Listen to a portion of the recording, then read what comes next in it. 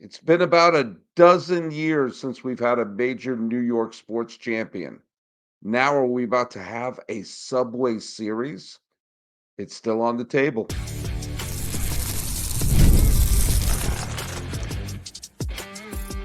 You are Locked On MLB, your daily MLB podcast. Part of the Locked On Podcast Network, your team every day. Hello, baseball fans. Welcome to Locked On MLB, part of the Locked On Podcast Network, where it's your team every day. This is the daily podcast. We talk about all of Major League Baseball. I am your host, Paul Francis Sullivan. Please call me Sully. I've been a baseball podcaster for a while, and I am now wrapping up my sixth full season here on the Locked On Podcast Network. Some Locked On MLB Pods on Twitter or whatever it's called now. I'm your pal Sully. I'm at Sully Baseball on Twitter, Sully Baseball Podcast on Instagram. Today's episode is brought to you by Prize Picks. Download the app today. Use code LOCKEDONMLB to win $50 instantly when you play your first $5 line at Prize Picks. Run your game. Okay, let's just say yesterday I did a big mea culpa about how I was so wrong about the New York Mets. I said they should have been sellers. Um, and now they're in the National League Championship Series, awaiting for the winner of Los Angeles, San Diego, which is going to be taking place later tonight. And we're going to see what happens to that. I have a tremendous admiration and love for the fans of San Diego, but I'm unabashedly rooting for the Los Angeles Dodgers because I have tickets to Game 6 of the NLCS in Dodger Stadium, and I don't want those to go to waste. But we know that whoever LA or San Diego will be playing the New York Mets, and the Mets have as good a chance as anybody right now to play in the World Series. Well, now two teams have made it to the League Championship Series, but only one city has. That's right, the New York Yankees, behind Gerrit Cole, who, let's face it, had the type of performance yesterday that was that of an ace. He pitched like an ace, and he pitched a terrific ball game against a very tough Kansas City team.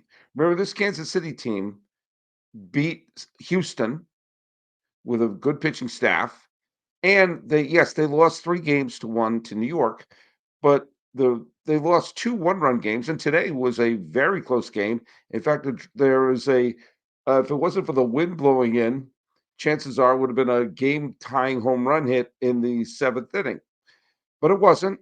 And the Royals, I'll get to them in a little bit, but first, and this is coming from a native New Englander who grew up an unabashed Red Sox fan, you have to tip your cap to the Yankees. The Yankees started off this year terrific. They had a horrible middle third of the season. And then give the front office, give Cashman, give the coaches, give Boone, someone give them credit for seeing that Clay Holmes was no longer working and not saying, well, he's the guy who got us to the dance. They figured out we got to get him out of the closer role. And they stumbled onto Luke Weaver. And with Clay Holmes out of the closer role, we've seen him be a pretty effective setup man.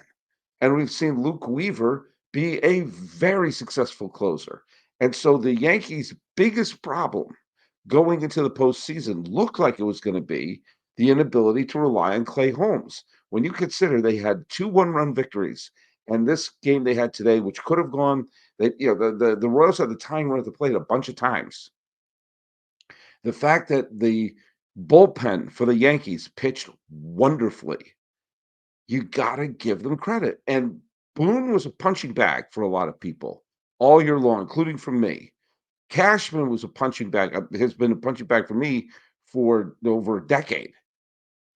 And Cashman was trashed for not upgrading the bullpen or making a big, huge move for the bullpen at the trade deadline.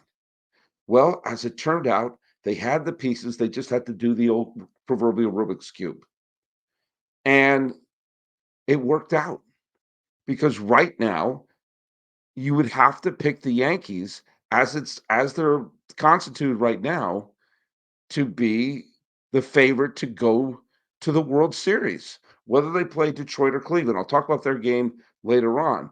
But Cleveland's bullpen looks gassed, and the Yankees have been handling their pitching staff a little bit better. And a big reason for that is they had an ace pitcher pitch like an ace. I'm going to talk a lot, on off days during the postseason and during the off season about the importance of ace pitchers. I have already talked about the fact that I do believe the reason why we don't see the same number of ace pitchers that we had before, pitchers who go deep into game, is financial. It doesn't have to do with second time through the order. It doesn't have to do with analytics. It has to do with money. Ace pitchers cost a lot of money, so they don't have them go deep in the games. But going deep into the games is kind of sort of important sometimes. And you saw Cole pitch like an ace today. He went in the seventh. He conceivably could have pitched the eighth because he was under 90 pitches. And I actually thought they were going to bring him out for the eighth. They didn't, but they brought in Holmes, and Holmes did his job. They brought in Weaver. Weaver did his job. And the Yankees won. Now, Gleyber Torres also had a very good game. And, Judge finally got a few hits. And Giancarlo Stanton, let's give him credit too. He got some big moments, some big hits, and had the huge game the other day where he got the go-ahead home run in the eighth inning. Think about how different this whole series would have been if the Royals won one of those one-run games. It was because they kept walking batters. Give the Yankees credit. They dusted themselves off. They saw what was happening. They saw what was happening in that disastrous middle part of the season where Baltimore, remember them? Remember the Orioles? Remember how a lot of people, including your pal Sully, thought they were going to win the pennant this year? Seems like it was a long time ago that they were in the postseason. But Baltimore also had a terrible middle part of the season that allowed the Yankees to hang around. Yankees wound up winning the division. They made the changes they need to make. And God, they're probably going to win the pennant.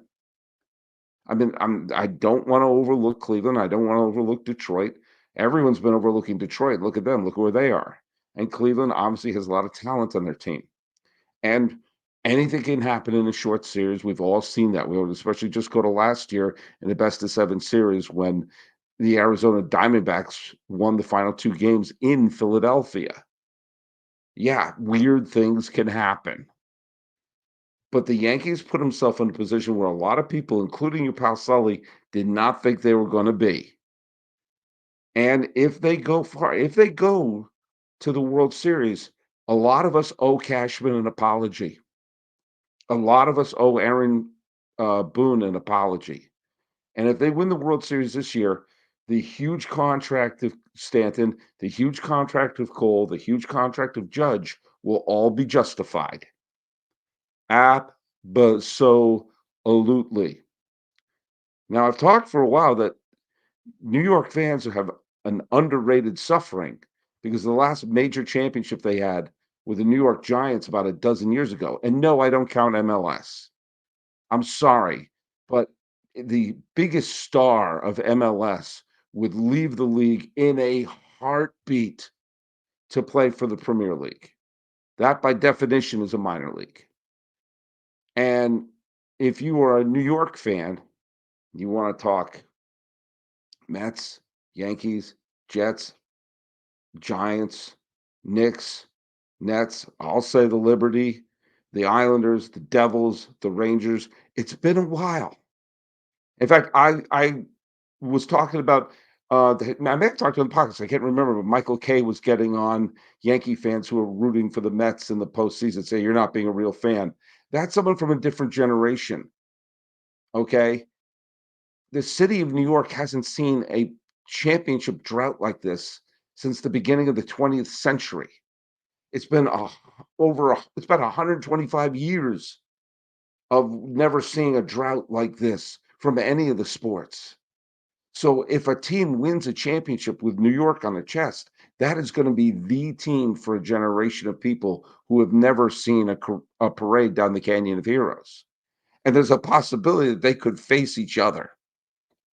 Now, who would win that? I don't know. The Mets have played like the best team in baseball since the first third of the season. 2/3 of the season, the Mets have played like the best team in baseball, and they wound up giving a forearm shiver to the Braves, Brewers, and Phillies in a matter of a week. And now they're going to play either Los Angeles or San Diego, and they could wind up playing the Yankees when all is said and done. This is something else. If you're a New York sports fan, this is unbelievable. Absolutely unbelievable. It looked like we were going to have a spring like that when we had the Knicks and the Rangers going far, but it didn't quite work out that way. Could we have a Subway Series? I don't know. But if one of them makes it to the World Series and the other falls short in the League Championship Series, oh boy, that is going to be a big gut punch for one of the teams. But um, give the Yankees credit. They had every reason to just stick by what they did and fall on their face. They made the adjustments with what they had, and now look at them. They're going to be hosting the ALCS. All right, everyone, listen to me. With Robinhood Gold, you don't need a silver spoon to eat up the financial favors of the 1%. Robinhood Gold allows others to get rates and perks usually reserved for the high society. Now, the resourceful individual with Robinhood Gold can earn the very liberal rate of 4.5 APY on uninvested cash, receive unlimited 1% deposit bonuses, and be rewarded with a handsome 3% retirement boost on an IRA account. Robinhood Gold provides the privileges of a high net worth for any net worth. These generous benefits are now available for only $5 a month. The new gold standard is here with Robinhood Gold. Sign up at Robinhood.com/gold. Terms apply. For product specific disclosures, visit Robinhood.com/gold. Investing involves risk. Rates may change. Gold membership is offered by Robinhood Gold LLC. Hey, let's do a quick postpartum on the Kansas City Royals, by the way. They lost the series, but man, they did a terrific job this year. They wound up beating Baltimore. I said earlier they beat Houston. I meant to say Baltimore, forgive me. Detroit beat Houston. They made quick work of Baltimore, and they gave the Yankees a hard time. They had a lead in game 1. The game 3 was tied, and pretty late in the game, going into the 8th inning. And you know what? A bounce here or a bounce there, or a couple of pitchers throwing more strikes. They could have gone far, and they look pretty good going into next year. And they are a textbook example for teams that are out of the playoffs, who are terrible, to think, oh no, we're not going to win anything. Everything is terrible. Let me tell you some people I'm going to praise. Obviously, got to praise Bobby Witt Jr. The Kansas City Royals have a legit star, an MVP caliber player who is percolating on this team. You got to give credit to Salvador Perez, who played 158 games, not all of them behind the plate, but enough, and had a very good season. 27 home runs, a decent OPS, and the leader of this team. I'm going to give a salute to MJ Melendez, who didn't have the greatest stats in the world, but had some big, big, huge moments. You got to give credit to Seth Lugo, who had a Cy Young caliber season and gave the Royals 206 innings, and a bunch of other veterans like Michael Wacha doing quite well. Thank you very much. And you also saw the Adam Frazier coming. He didn't have a great year, nor did Tommy Pham, but they were on the team. And I'll tell you, some other people deserve some credit. Qatar, the manager, Piccolo, the general manager, but also let's give a huge round of applause to John Sherman, the owner of the Royals, who said, yeah, go ahead and spend. Lest we forget, in 2023, the Kansas City Royals, in 2022, the Royals were a 97 loss team. In 2023, the Royals, just last year, the Royals were 56-106. They were a loss here or there away from the 110 loss team. That's pretty low on the hope ladder, and only the A's drew fewer fans than Kansas City last year. So how do things go this year? They had a winning record. They went from 106 losses to 86 wins. They improved by 30 games. And one of the ways, yes, part of it was the blossoming of some of their young players, but they also spent some money. They brought in some players. They said, let's improve the team. And I guarantee you, as their attendance went up to, they didn't quite draw 2 million fans, but I guarantee you, by the end of the year, you saw they were filling up the dump. And by next year, there's going to be excitement about Kansas City. And a team that had not been in the playoffs since 2015, and a team that was 106 losses last year, managed to host 2 playoff games. Think about that. And they did it by, obviously, they developed some of their own players, but they filled in spots with major leaguers too. And they didn't do a big dumping of players last year. And here we go. So when you look at some teams, I'm looking at you, Angels. I'm looking at you, Pirates. I'm looking at you, well, A's for that matter. When you look at teams that have bad years, well, there's no hope for us. Yeah? How could the Royals go from 106 wins, 106 losses to 86 wins and hosting 2 playoff games in 1 year? You can do it. You got to be smart. You got to be really smart. And the Royals, who had not been in the playoffs since 2015, got off the schneid. The Tigers got off the schneid. They hadn't been in the playoffs since 2014. And now they're 1 win away from facing the Yankees. But Cleveland. What a showdown they had. What a terrific ball game Game 4 was, and setting up the do or die game that's going to be played on Saturday. And let me tell you, friends, it is going to be a really interesting game because these 2 teams are pooped, and yet one of them is going to have to move on.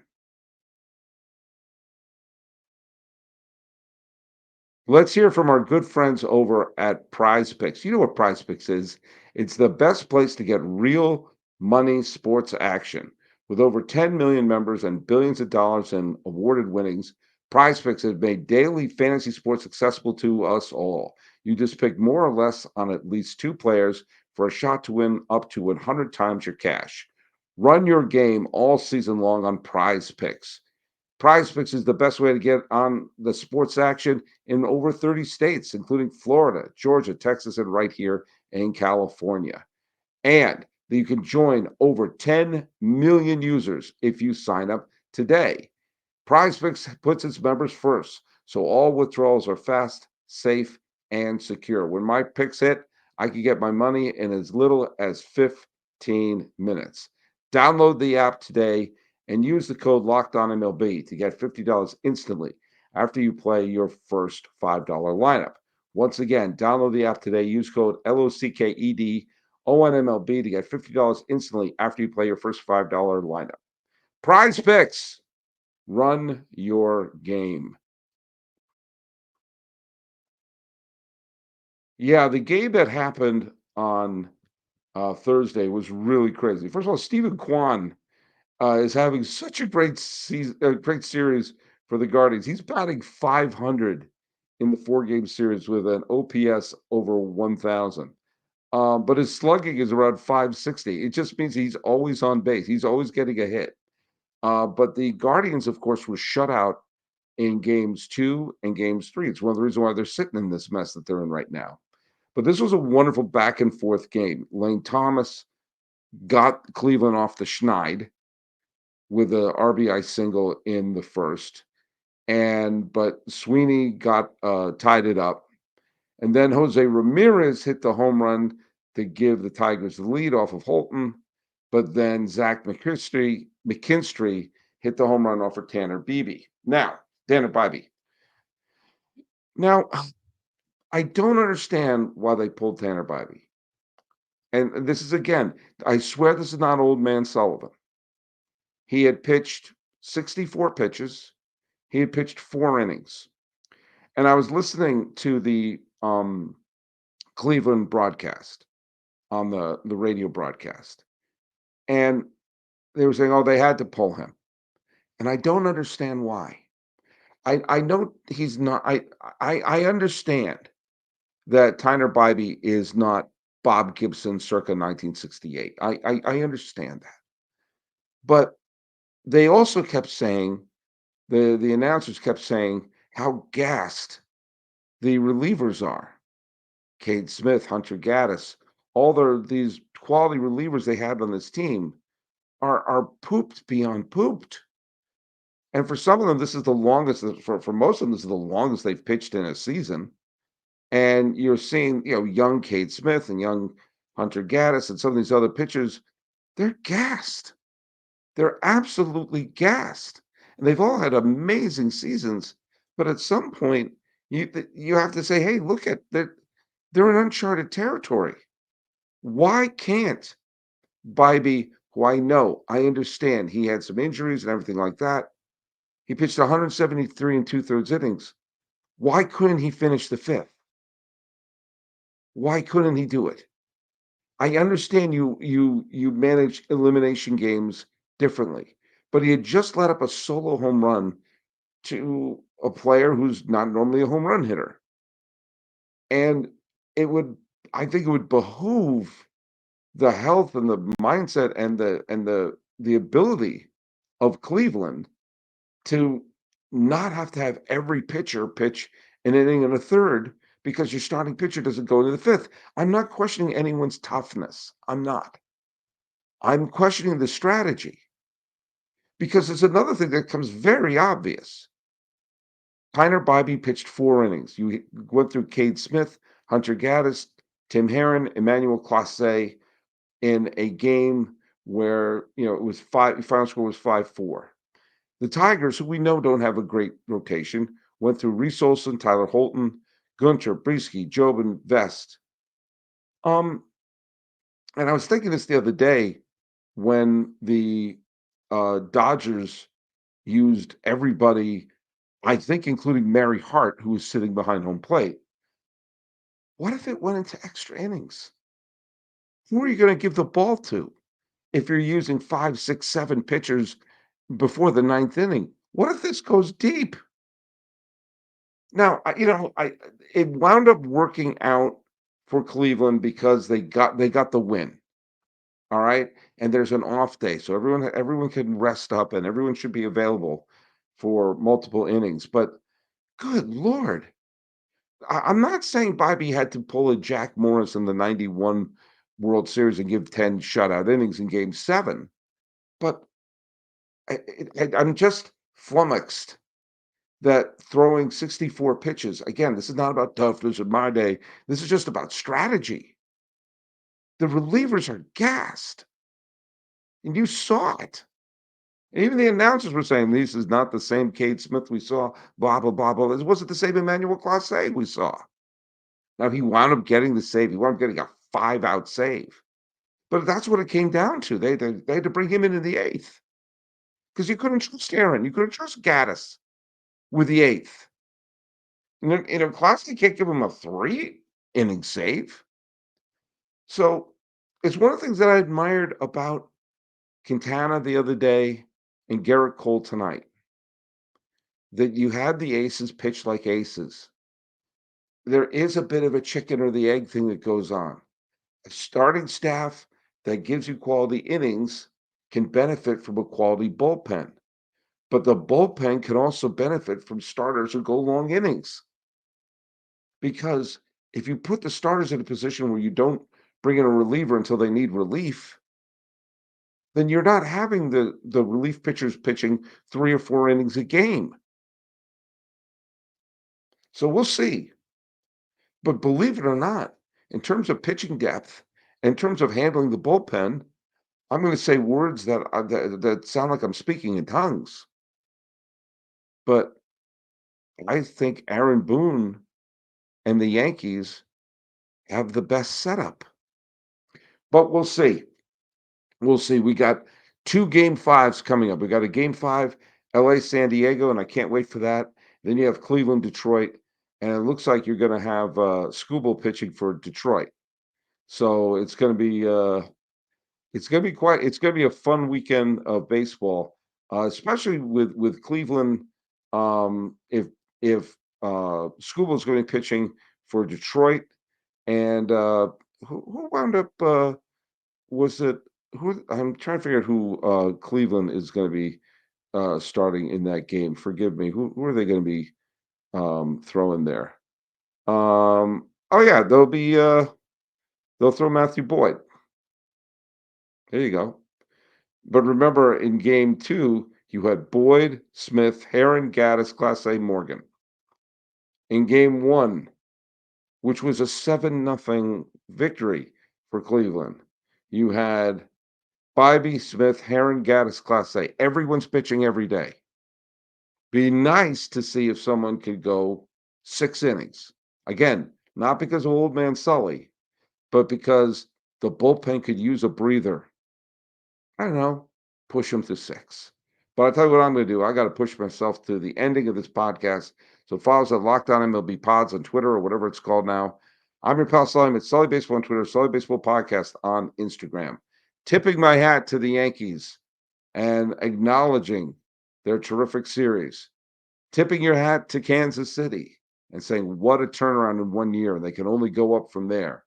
And praising the Cleveland Detroit showdown, which was a lot of fun. And not the least of which of the fun was the fact that the game was won on a 2-run, 2-strike, bottom of the 7th, come from behind home run off the bench from David Fry, who, if Cleveland winds up winning this series, David Fry will be the hero.